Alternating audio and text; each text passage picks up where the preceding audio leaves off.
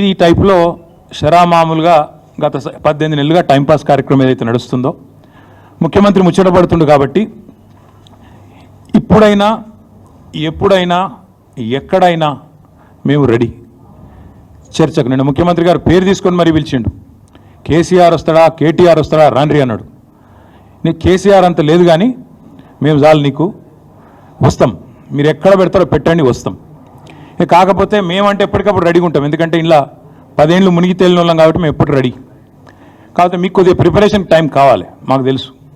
ఎందుకంటే మీ మంత్రులు గతంలో కూడా మేము శాసనసభలో మీరు ప్రతిపక్షంలో ఉన్నప్పుడు కూడా చర్చ పెడతామంటే మేము ప్రిపేర్ అయ్యి రాలేదండి అంటారు.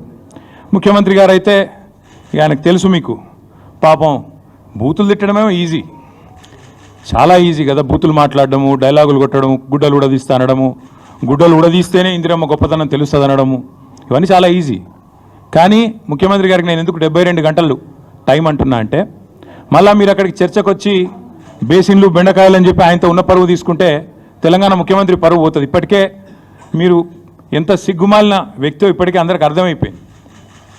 ఎవడన్నా అడుగుతాడండి ముఖ్యమంత్రి దేవాదుల గోదావరి బేసిన్లు ఉన్నదా అని అడిగే పరిస్థితి ముఖ్యమంత్రిది. బేసిన్ తెలియదు, బెండకాయ తెలియదు. దాంతోపాటు ఇంకా దరిద్రం ఏంటంటే నల్లమల పులి అని చెప్పుకుంటాడు.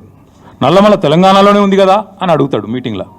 అంటే ఇంత నికృష్టమైన వ్యక్తి కాబట్టే కొద్దిగా ప్రిపేర్ అయ్యేందుకు టైం వారికి 72 గంటల సమయం ఇస్తా ఉన్నాం.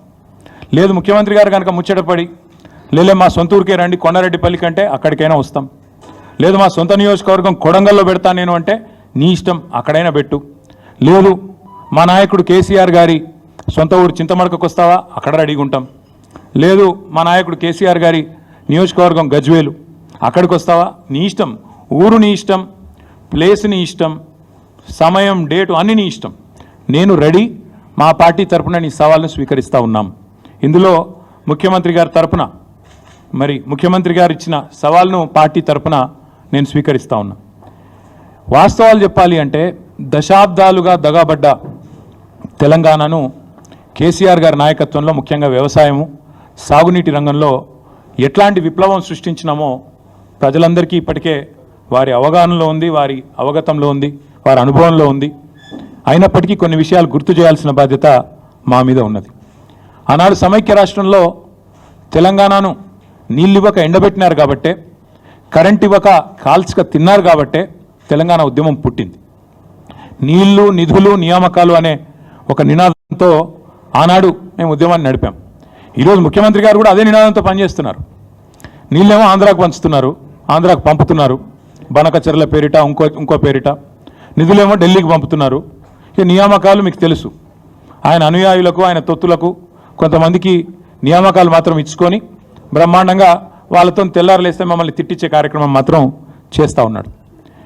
వాస్తవం ఏంటి అంటే స్వతంత్ర భారతదేశ చరిత్రలో 78 ఏళ్ళ భారతదేశ స్వాతంత్రానంతరం ఏ ప్రభుత్వము కూడా కేసీఆర్ గారి ప్రభుత్వం చేసినంతగా రైతులకు ఎన్నడూ సాహసోపేతమైన కార్యక్రమాలు తీసుకోలేదు అనేది అక్షర సత్యం.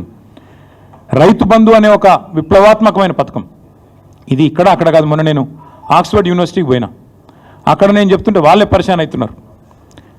దాదాపు $9 బిలియన్ 70 లక్షల మంది రైతుల ఖాతాల్లో 11 విడతలుగా వేసినాము.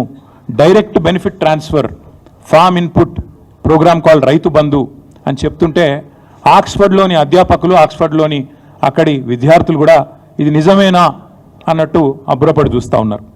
తెలంగాణ నేల మీద రైతు రాజ్యం తెచ్చిందే కేసీఆర్ గారు.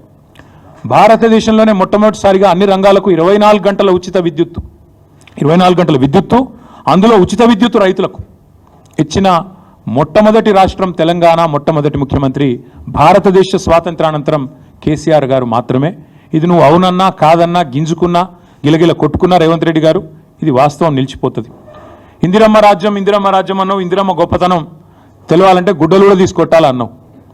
ఇందిరమ్మ గొప్పతనం ఏంది, ఇందిరమ్మ రాజ్యం గొప్పతనం ఏంది నీది అంటే కాలిపోయిన మోటార్లు, పేలిపోయిన ట్రాన్స్ఫార్మర్లు, ఎరువుల కోసం విత్తనాల కోసం లైన్లలో మళ్ళీ చెప్పులు.